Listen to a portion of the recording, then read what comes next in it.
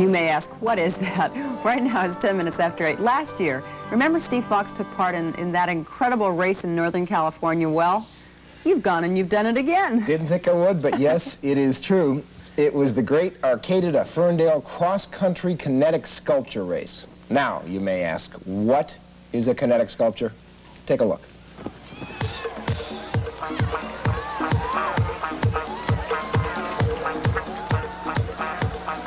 These are kinetic sculptures, fanciful racing machines designed to roll across hard road and soft sand and float across 3 stretches of open water, and do so in style. And this was the kinetic sculpture whose team I joined last year. Yep, it was a 2,000-pound bus built by the founder of the race, a local artist named Hobart Brown. The bus's propulsion system broke down moments after the race started and stayed broken for 3 days. So we ended up dragging it all 37 miles to the finish line, which we crossed dead last, of course. Now, after that race last year, I swore I would never do it again. Never. It was one of the most painful experiences of what we laughingly call my adult life. So now it's this year, early April, and time again for the race. I won't go. Never. Not gonna happen. Right? Well, no.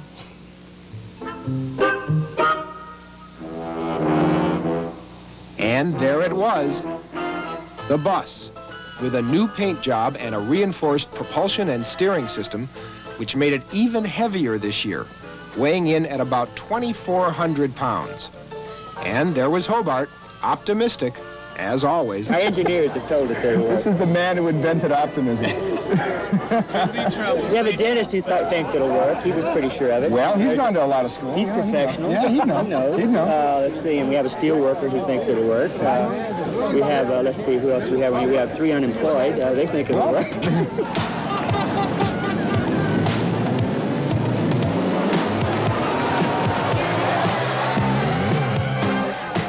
Amazingly enough, the start of the race saw all the other vehicles sprinting away from Arcata Town Square, followed by the bus, which actually was rolling under its own power. Well, the power we supplied it by pumping a gear system. But it worked. In fact, almost all of the kinetic sculptures did well on this, the first day of the 3-day-long race. And furthermore, the weather was beautiful, sunny and warm for a change. Once we had proven to the stunned crowd at the starting line that the bus's propulsion system did in fact work, Hobart decided not to risk busting the gears before we reached the Eureka Inn that night. So once again, we reverted to dragging that bus, in large part because it was what we knew how to do best.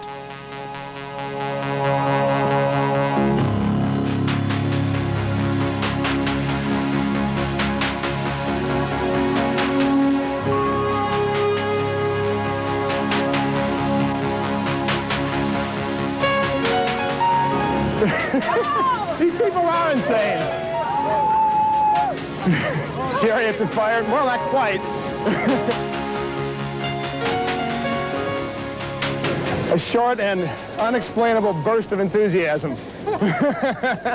Once sanity was restored and we returned to our customary stroll, one of my teammates explained why the bus crew attempts to uphold the ancient traditions of the race, which date back to its beginnings 13 years ago. Well, in the early days, the race was a happening, and winning wasn't nearly as important as just being here and being a part of the thing and experiencing the total feeling of the 3 days. Well, which this bus still basically does. We are one of the last holdouts. We are going to probably finish last because there's no other place for us to finish. That's true. I mean, it's really meaningful. Why break tradition? Yes. We may finish last, but this year it'll be really close. And we may even ride the thing in. That would be stunning. You may recall this scene from the race last year, Dead Man's Hill, a steep 250-foot drop down a sand dune. Of course, you only saw the other sculptures plummeting downhill last year. By the time we got here, it was pitch dark.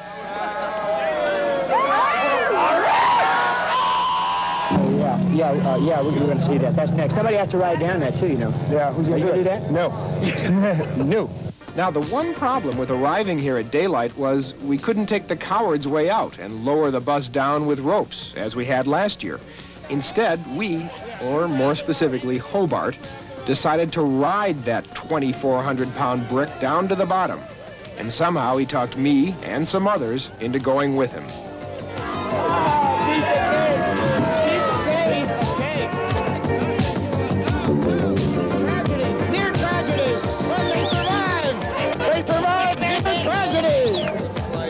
Stunning, a great moment in bus history. Real crowd pleaser, as you can see. I would say it's the dumbest thing I've ever done in my life. Yeah, it is. I'm scanning. There's nothing else up there. Well, we catch up with the bus now. Don't want to miss the chance to push it up the bridge. Bridge to Eureka. Day one ended with a sight I thought I'd never live to see. The bus approaching the first day checkpoint at the Eureka Inn in broad daylight and without any breakdowns. Amazing. Now, of course, the good luck couldn't last, and it didn't. Early the next morning, we discovered that the brakes didn't work. And then, to put it simply, everything else went wrong. Like this.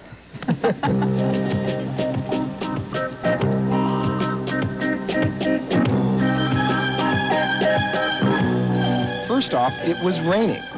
Not heavy, but definitely wet. And it was cold. But then again, we did move away from the starting line under our own power. We are rolling now. The big question is, did we really fix the brakes? Oh, not a good sign. While we made repairs, the other determined, near-fanatical competitors were far ahead of us and starting to cross the 2 miles of open water at Humboldt Bay, which traditionally provided the greatest challenge of day 2. Now remember, our bus was 400 pounds heavier than last year, when it almost sank as we entered the water. So I was anticipating the worst, and it nearly happened. Forward! Wait forward! Get up there, Larry. Fortunately, we managed to distribute our weight so the bus could more or less stay afloat as we crossed Humboldt Bay. On the other side, we faced 8 miles of struggle before we'd reach that night's campsite. At first, the weather was just bad.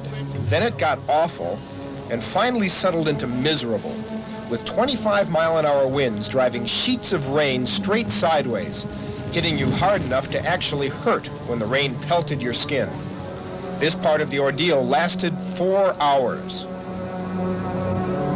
I suppose the mood now could be characterized by equal amounts of cold, wet, and miserable. Fortunately, just ahead, about a half mile down this road, lies our team's refuge, a jury-rigged castle called, what else? Fort Drizzle. This amazing construction had been built by one of last year's team members, Steve Fox, who realized that the biggest contribution he could make this time around was providing warmth and a measure of comfort after the long haul down the beach. Inside Fort Drizzle, we found hot food, warm wood-heated showers, and believe it or not, a massage room staffed by dedicated professionals. Unfortunately, grim reality soon reared its ugly head. Hobart, what exactly is that we're hearing pounding on the roof? That's the wind we expect tonight, the high winds. The high wind? Yeah. How high, Hobart? 60-mile-an-hour winds. 60-mile-an-hour winds. Uh-huh. And then there was the matter of the rapidly rising river. If water creeps into the tent, we'll know that it's time to go to the grassy area north of here. What we might laughingly call the higher ground. Higher ground, yeah. Well, we survived Saturday night, but by early Sunday morning, when the sculptures started across that 200-yard stretch of water which separated Crab Park from the mainland, the winds had hit 60 miles an hour, and melting snow from nearby mountains had swollen the little creek to flood level. We were the last crew to attempt a crossing, and at this point, I honestly thought we didn't have a chance. This is insane, guys. But let's not do it. I mean, we're going to tip over. It's crazy. It's not safe. This is the stupidest thing I've ever done. I don't believe I'm doing this. I love the job, but I hate the commute. Finally, the Coast Guard decided the conditions were just too dangerous, and they ordered us to evacuate the bus, to my great relief. But then our glorious leader, Hobart Brown, in a monumental demonstration of both courage and stubbornness, single-handedly pushed that bus out into the raging water and jumped on board, figuring that if he could prove it would float, we wouldn't abandon him, and the Coast Guard would have to tow us across. And sure enough, he was right. Unbelievable. Now you know what the problem is. Now we got to tow the damn thing to Ferndale.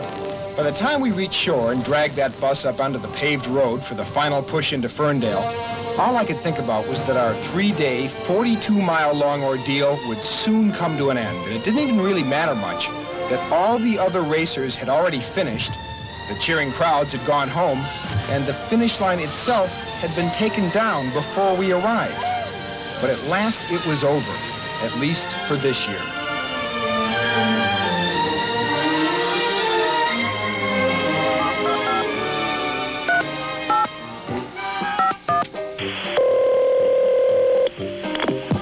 Hey, Tom, this is Hobart. You think we're going to get Steve back next year? No problem. We'll think of some way to get him back there.